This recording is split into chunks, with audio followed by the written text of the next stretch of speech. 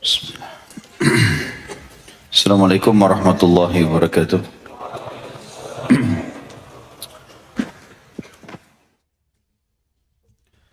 Alhamdulillah, tidak pernah berhenti lisan seorang muslim dan mukmin memuji Tuhannya Allah yang dia yakin selalu melihatnya, mengawasinya, mendengarkan dan mengetahui segala gerak-gerik kehidupannya. Dan seorang muslim dan mukmin sangat tahu kalimat alhamdulillah adalah kalimat mulia, berkah, mudah diucapkan dan ternyata kata kunci untuk terpenuhi segala kebutuhan. Maka tentu saja orang yang berakal di antara kita dan sebagai orang yang beriman tidak akan pernah meninggalkan kalimat ini dari lisan kita. Alhamdulillah. Dan juga kita panjatkan salam hormat kita, salawat dan taslim kepada manusia terbaik yang telah dipilih langsung oleh Sang Pencipta Allah untuk dijadikan sebagai suri tauladan bagi orang-orang beriman. Tidak ada kebahagiaan kecuali mengikuti manusia terbaik ini. Tidak ada halal kecuali yang ia halalkan. Dan tidak ada haram kecuali yang ia haramkan. Mencontohi dan mengikuti manusia terbaik ini pasti akan membawa kepada keberhasilan dalam setiap kegiatan. Karena semua itu tergambarkan dalam kehidupan manusia terbaik ini. Juga mengucapkan satu kali salam hormat kepadanya akan dibalas oleh Sang Pencipta Allah secara langsung 10 kali tambahan rahmat, yang berarti pengampunan dosa, peninggian derajat, pemenuhan segala kebutuhan. Maka jadilah orang yang selalu saja mengucapkan salawat dan taslim kepada Nabi besar Muhammad sallallahu alaihi wasallam. Melanjutkan bahasan kita dosa-dosa besar, dan insya Allah kita akan masuk malam ini ke dosa besar 85. Ya. Setelah sebelumnya kita membahas 84 masalah membenarkan pertengkaran yang haram. Dan kita akan masuk sekarang ke dosa besar 85, masalah tipu muslihat. Seorang muslim, saudaraku seiman, diharamkan secara mutlak menipu dengan maksud, dengan tujuan, dengan niat, bahkan dengan isyarat sekalipun. Tidak boleh menipu. Dan apapun yang diikuti dengan manipulasi data, manipulasi gerakan, ucapan, lirikan, apa saja, akan dibalas dan diketahui oleh Sang Pencipta Allah. Mungkin seseorang mau menipu orang di sekitarnya dengan seakan-akan melihat ke arah tertentu, padahal sebenarnya hatinya tertuju ke tempat yang lain atau orang yang lain. Allah tahu. Allah mengetahui semua yang ada di dalam hati kita.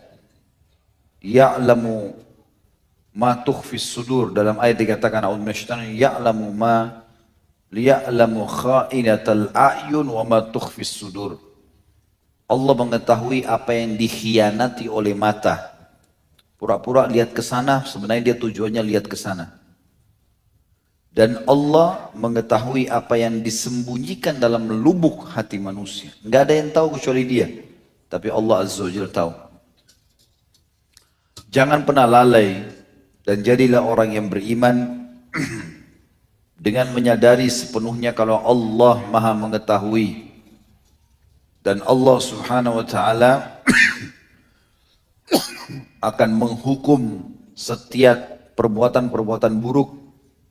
Dan itu harus diikuti dengan keyakinan penuh, sebagaimana Allah juga akan membalas orang-orang yang patuh.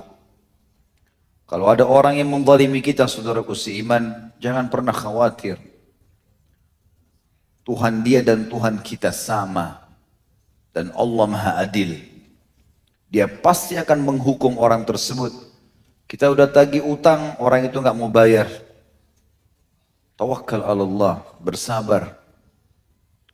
Urusannya kembalikan kepada Allah Subhanahu wa taala. Tidak akan lama. Berapa lama sih Fir'aun hidup dalam kezalimannya? Betul dia menikmati istrinya, makanannya, istanahnya, tunggangannya, tapi closingnya mati. Dan pada saat seseorang yang sudah menikmati sesuatu yang haram apapun sifatnya, maka nanti pada saat dia meninggal, selain dia menyesal, dia baru sadar ternyata cuman itu ya. Cuma karena itu dulu saya sumpah, cuma karena itu saya bohong, cuma karena itu saya nipu orang. Penyesalan. Ini syaitan yang menggelincirkan dia. Banyak sekali dalil-dalil Al-Quran yang melarang masalah menipu ini, saudaraku seiman. Misal kita beranjak dari ayat Al-Quran, surah An-Nisa, ayat 29. Allah subhanahu wa ta'ala berfirman, A'udhu billahi minasyaitanir rajim. Ya ayyuhalladzina amanu لا تأكلوا أموالكم بينكم بالباطل وتدلوا بها إلى الحكام. Al-ayah. Hai orang-orang yang beriman, jangan pernah kalian saling memakan harta kalian dengan cara batil. Lalu kalian sengaja merekayasa data-data tersebut kepada pemimpin atau pemerintah-pemerintah kalian. Merekayasa surat tanah, merekayasa ini, merekayasa itu. Karena dia rasa dia punya power, kemudian dia merampas tanah orang. Dia mengambil hak warisnya, ahli waris, karena dianggap masih kecil adiknya, belum paham. Atau apa saja. Makin berat bobot pencurian dan penipuan seseorang, maka makin berat pula hukumannya. Semua yang Allah larang, saudaraku seiman, ini tidak disukai oleh Allah, dan Allah buat fitrahnya nggak disuka. Serta walaupun orang kafir yang melakukan, tetap Allah akan buat penyesalan bagi dia. Dan juga kalaupun penipuan itu terjadi pada sesuatu yang haram pun, dasarnya haram, tetap Allah hukum. Begini maksudnya, dengarkan baik-baik kisah ini. Hadis ini disahihkan oleh Syekh Albani dalam silsilah ahadits shahihah di nomor 2844, diriwayatkan oleh Imam Ahmad di jilid 2 halaman 306. Al-Baihaqi juga menyebutkan dalam Syu'abul Iman di jilid 4 halaman 332. Kata Nabi SAW, ada seorang laki-laki yang pekerjaannya menjual khamr atau minuman keras di atas sebuah kapal.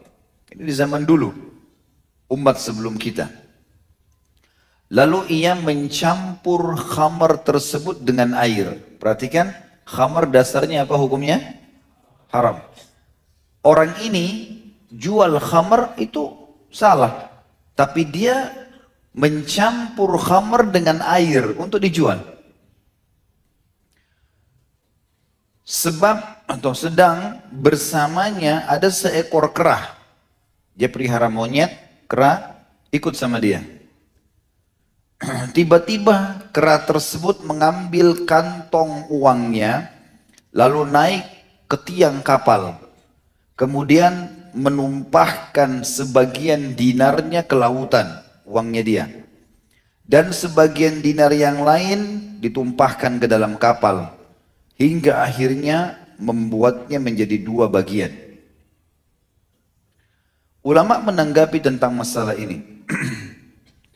Kisah yang unik dari riwayat yang sahih ini, dari hadis Nabi SAW menjelaskan kepada kita tentang bagaimana Allah sangat membenci penipuan dan manipulasi, tipu muslihat. Walaupun dasarnya khamr haram, tapi karena dia campur sama air dengan niat menipu, Allah tetap hilangkan hartanya. Coba bayangkan bagaimana jelinya riwayat ini menjelaskan masalah itu. Berapa banyak orang sekarang, teman-teman sekalian, mencampurkan dagangannya antara barang baik yang masih bagus dengan yang jelek. Mencampur misalnya antara harga mahal sama harga murah. Mencampur misalnya antara susu dengan air, madu dengan gula. Mencampur bensin dengan minyak tanah, atau apalah. Dengan alasan, ya sudah, ini produk saya jual. Padahal dia tahu dirinya. Antara dia sama Allah dia tahu itu menipu. Maka ini tetap akan datang hukuman, saudaraku seiman. Dan hadis riwayat Imam Ahmad yang sahih yang disebutkan oleh beliau di jilid 28 dari musnadnya di halaman 468 dan Tirmidzi jilid 3 halaman 1, kata Nabi SAW, sesungguhnya tidak akan masuk surga daging yang tumbuh dari kemurkaan Allah dan pantas atau tumbuh dari yang haram, dan neraka lebih pantas baginya. Imam Az-Zahabi rahimahullah, pemilik buku Al-Kabair yang sedang kita bahas, mengangkat sebuah hadis yang tentu ada di buku kita ini, dan beliau mengatakan hadis ini isnadnya kuat, diriwayatkan oleh Al-Baihaqi dalam Syu'abil Iman. Kata Nabi SAW, al-makru wal khadi'atu finnar. Makar dan tipu muslihat adalah di neraka. Artinya, sekecil apapun niat tersebut, maksud tersebut, tadi saya sebutkan di pembukaan, lirikan mata, apalah, ya, isyarat, apa saja. Ya. Dia misalnya tahu orang ini berbuat salah, kamu tahu nggak? Dia cuma kasih isyarat, sama saja. Dia mendukung orang yang sedang berbuat salah. Semua itu masuk dalam masalah penipuan ya. Dia memuslihatkan itu. Semua masuk dalam ancaman ini. Makar artinya strategi yang diatur, tipu muslihat adalah isi daripada penipuan itu sendiri. Kata Imam Az-Zahabi, termasuk di dalamnya adalah harta yang diambil secara paksa dengan memanipulasi data. Para perampok, pencuri, koruptor, pezina, semuanya itu masuk dalam kategori dosa besar. Dan begitu pula seseorang yang sengaja meminjam barang, kemudian mengingkarinya. Atau seseorang yang mengurangi timbangan atau takaran. Seseorang yang menemukan barang temuan tapi tidak berusaha mengumumkannya, tapi ia malah memakan dan memakainya. Dan seseorang yang menjual barang dagangan yang ada cacatnya, kemudian ia menutup-nutupinya. Begitu juga dengan berjudi dan yang semisalnya, semua adalah termasuk dalam kategori dosa besar yang tidak ada perselisihan di antara ulama dalam masalah ini. Bisa diambil pelajaran dari kisah tadi, kembali pada riwayat, bagaimana orang ini menjual khamr haram. Tapi ternyata poin tersebut karena dasarnya sudah haram, ditambah lagi dengan perbuatan haram yang lain, tipu muslihatnya, hukuman khamrnya nanti ada sendiri. Allah akan coba dia dengan penyakit dan seterusnya. Masalah tipu muslihat tujuannya untuk apa? Mendapatkan duit tambahan. Maka hukuman Allah teman-teman sekalian datang sesuai dengan kadar perbuatan seseorang. Di sini monyetnya membuang uang tadi karena tipu muslihat yang dia campur air tujuannya menambah duitnya. Maka duitnya yang dibuang oleh Allah Subhanahu wa taala. Khamrnya kalau dia minum merusak organ tubuhnya dan seterusnya. Akan seperti itu. Demikian pula teman-teman sekalian, seseorang yang sengaja memanipulasi data, kalau di zaman sekarang, seperti misalnya sengaja membuat ijazah palsu, KTP palsu, paspor, data-data, atau bahkan sampai pada tingkat menyembunyikan nasabnya. Ada orang menyembunyikan nasab. Maka itu semua masuk dalam bahasan ini. Dan masuk dalam umumnya sabda Nabi SAW, sesungguhnya seluruh makar dan tipu muslihat pasti akan masuk ke dalam api neraka. Dan ini masuk ke dalam dosa yang berhubungan dengan makhluk. Dan saya pernah jelaskan teman-teman sekalian, ada dua dosa. Ada dosa berhubungan langsung dengan Allah, dan itu caranya taubat nasuha, Allah maafkan insya Allah. Tapi kalau berhubungan yang kedua berhubungan dengan makhluk, maka selain taubat kepada Allah dia harus apa? meminta maaf dan mengembalikan hak orang tersebut. Kalau dia cuma bertaubat saja, maka Allah maafkan. Tapi sama manusia ini Allah akan berikan kesempatan untuk dituntut pada hari kiamat. Saya ingatkan kembali hadis Nabi SAW yang sahih, riwayat Imam Ahmad, di mana Allah Azza wa Jalla berfirman pada hari kiamat, demi kemuliaanku dan kemahaagunganku, tidak akan pernah ada ahli surga masuk ke dalam surga sementara masih ada penghuni neraka yang punya hak dari dia. Walaupun antum sudah pasti masuk surga, ternyata pernah menzalimi orang ahli neraka dan dia sudah pasti masuk neraka. Gak bakal bisa kita masuk ke dalam surga. Ditahan dulu sampai aku mengembalikan hak ahli neraka tersebut dari ahli surga itu. Diambil dulu, dipanggil.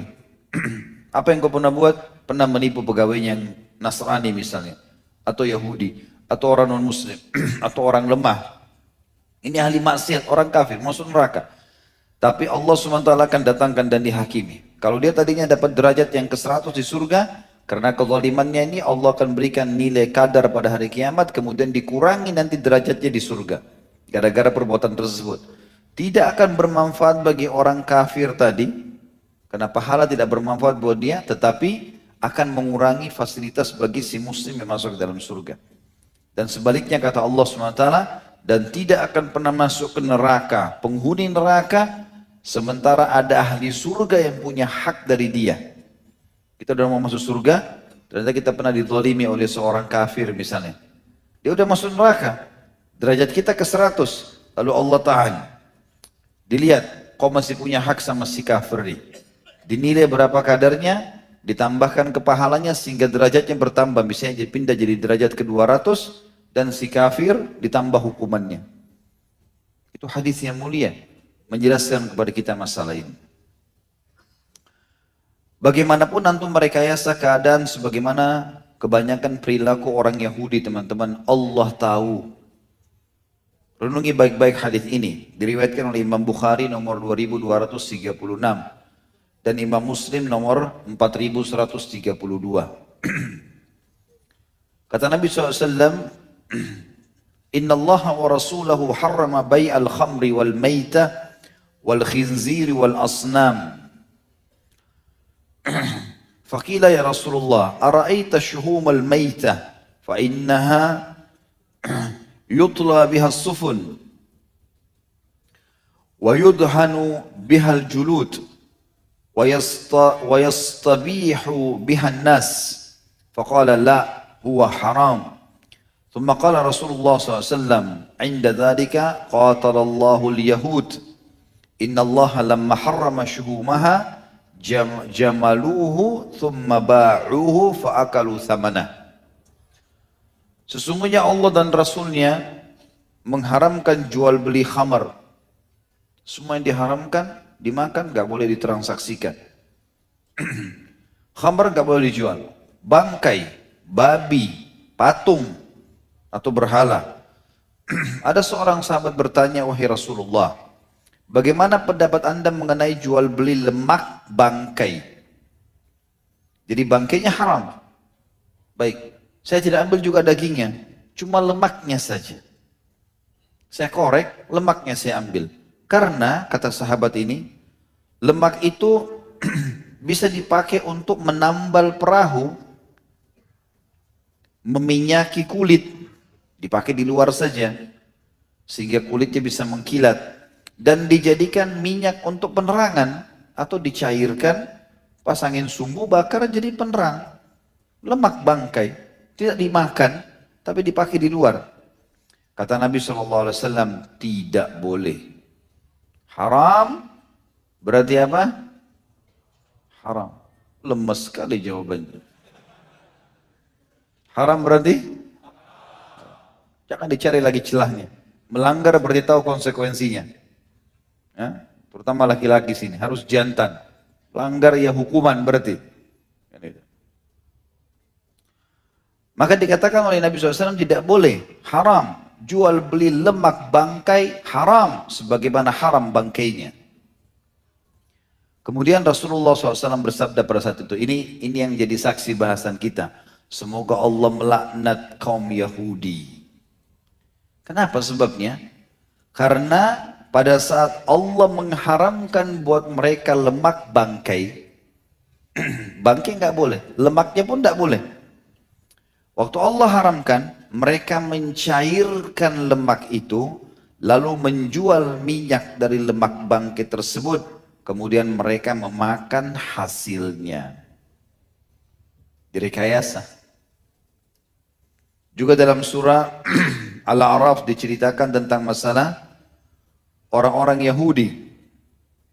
Orang-orang Yahudi yang dikenal dengan Ashabus Sabt. Pelanggar-pelanggar hari Sabtu, pembangkang hari Sabtu. Hari Sabtu mereka nggak boleh mancing.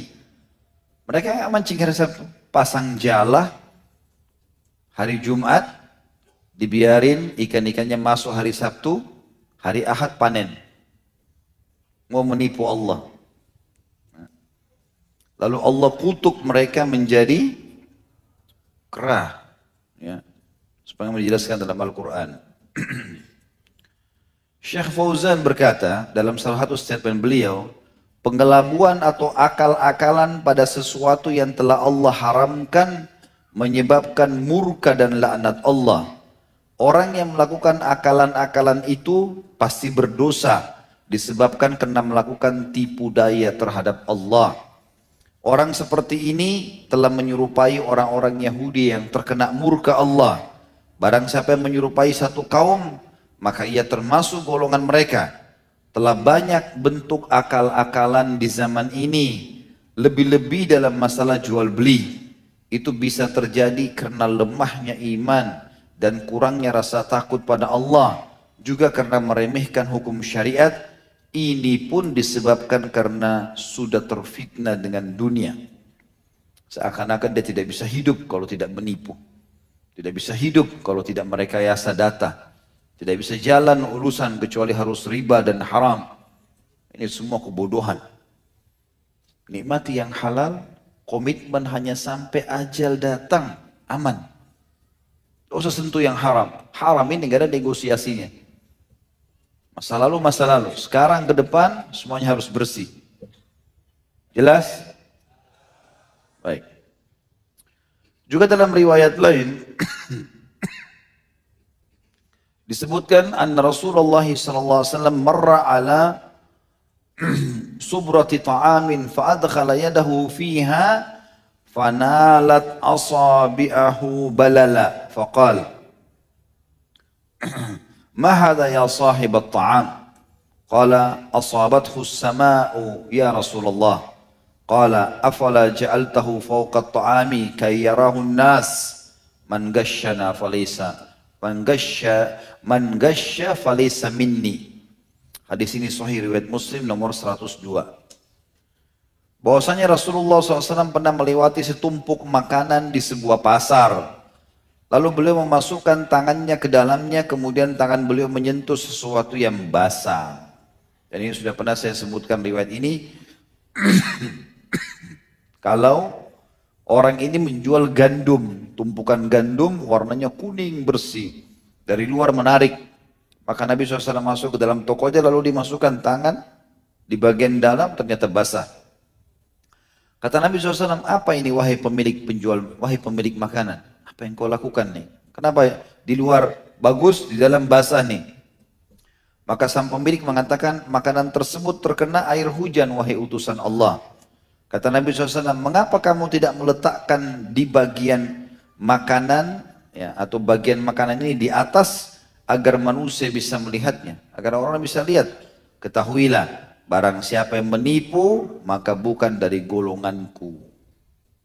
Dan ini termasuk oleh Imam Adz-Dzahabi rahimahullah menitik beratkan, kalau ada sabda Nabi SAW, laisa minni atau laisa minna, bukan golonganku atau bukan golongan kami, ini berarti dikhawatirkan mendekati dosa kekufuran. Seperti keluar dari Islam. Bahaya sekali. Dan ini tidak boleh sama sekali. Dalam riwayat yang lain, yang mirip dengan ini, riwayat Ibnu Hibban di jilid 2, halaman 326, dan hadis ini disahihkan oleh Albani dalam silsilah hadis sahih nomor 1058, kata Nabi SAW, man ghasyana falaysa minna wal makru wal khida'u finnar. Barang siapa yang coba-coba menipu kami, bukan dari golongan kami. Orang yang berbuat makar dan pengelabuan, coba rekayasa, pasti jadi penghuni neraka. Pasti jadi penghuni neraka. Juga disebutkan dalam riwayat-riwayat yang banyak tentunya dari Nabi alaihi salatu wassalam tentang larangan-larangan untuk menipu. Kita akan sebutkan, mungkin saya temukan lebih daripada 10 riwayat. Selain daripada apa yang sudah kita bacakan tadi, di mana Nabi SAW melarang semua itu. Tidak dibolehkan. Ya. Dan beliau selalu mengingatkan para sahabat agar jangan sampai melakukan pelanggaran-pelanggaran ini. Hadis yang pertama diriwayatkan oleh Imam Bukhari. Kata Nabi SAW, dua orang yang sedang melakukan jual beli itu diberikan hak untuk khiyar, untuk memilih, melanjutkan transaksi atau membatalkan selama mereka belum berpisah. Jika keduanya pada saat sedang transaksi berlaku jujur dan menjelaskan ciri dagangannya, maka mereka berdua akan diberi berkah. Pemilik produk kalau terima duit, berkah. Yang beli produk juga berkah, walaupun produk bekas. Dan makna uang berkah di sini teman-teman sekalian adalah uang yang kalaupun sedikit tetap bisa lama baru habis. Ya. Maka kalau keduanya menjelaskan dan jujur menjelaskan ciri dagangannya, Allah akan berikan berkah dalam perdagangan itu. Tapi jika mereka berdusta, dua-duanya atau salah satunya menyembunyikan ciri dagangan, maka diangkatlah berkah dagangan itu. Hadis yang kedua diriwayatkan oleh Hakim dan Baihaqi dengan sanad sahih. Kata Nabi SAW, tidak halal seseorang menjual suatu perdagangan melainkan dia harus menjelaskan ciri perdagangannya itu. Dan tidak halal seseorang yang mengetahuinya, misal kita tahu orang ini sebenarnya menipu, kita tahu nih, ya, melainkan dia harus menjelaskan. Kalau tidak, dia terlibat dalam dosa. Hadis yang ketiga, hadis riwayat Imam Ahmad, di mana Nabi SAW dikatakan pernah melewati tumpukan makanan. Ini riwayatnya sudah saya sampaikan sebenarnya ya. Jadi ada dua riwayat, Ahmad dan Muslim, yang Nabi SAW mengatakan siapa yang menipu kami bukan dari golongan kami. Saya lewati hadis ini karena sudah. Ibnu Sirin berkata, rahimahullah, pada saat beliau pernah menjual seekor kambing dalam mempraktikkan hadis-hadis di atas tadi. Kemudian pada saat pembeli bertanya, berapa harganya? Sebelum Ibnu Sirin menyebutkan harganya, beliau berkata, saya akan menjelaskan kepadamu dulu aibnya kambing ini. Padahal orang ini bertanya, berapa harga kambing ini? Jawaban dia bukan harganya. Dia bilang, saya akan jelaskan dulu aibnya kambing ini. Sesungguhnya kakinya yang satu cacat. Kalau kamu cocok, cacat nih, baru saya sebutin harganya. Disebutkan juga oleh dalam kisah ini, Al-Hasan Ibn Salih pernah menjual seorang hamba sahaya, seorang tabi'in menjual wanita hamba sahaya yang diperjualbelikan di pasar. Lalu dia waktu orang tanya berapakah akan dijual, maka dia mengatakan, sebelum menyebutkan harga, saya akan menyampaikan kepadamu kalau orang ini dari hidungnya pernah keluar darah. Walaupun cuma sekali, dia menyebutkan itu. Karena takutnya jangan sampai dia masuk dalam pelanggaran-pelanggaran agama. Dan sekian banyak kisah teman-teman sekalian dari orang-orang soleh sebelum kita, di mana mereka semua sangat berhati-hati sehingga tidak terjadi penipuan. Dan tentu saya sudah yakin teman-teman bisa mengambil kesimpulan-kesimpulan tertentu di dalam apa yang sudah kita sampaikan ini. Semoga Allah SWT jaga kita dari semua tipu muslihat ini insyaAllah, dan menjadikan kita sebagai sebuah orang muslim yang lurus, yang istiqamah, yang tetap berpegang teguh pada Al-Quran dan Sunnah, dan selalu saja menerapkan hukum-hukum Allah, yang halal-halal, yang haram-haram, sampai kita bertemu dengan Allah SWT insyaAllah dengan pahala yang sempurna, dan seluruh kesalahan kita diganti menjadi pahala. Subhanakallahumma bihamdika, asyhadu an la ilaha illa anta astaghfiruka wa atubu ilaik. Wassalamualaikum warahmatullahi wabarakatuh.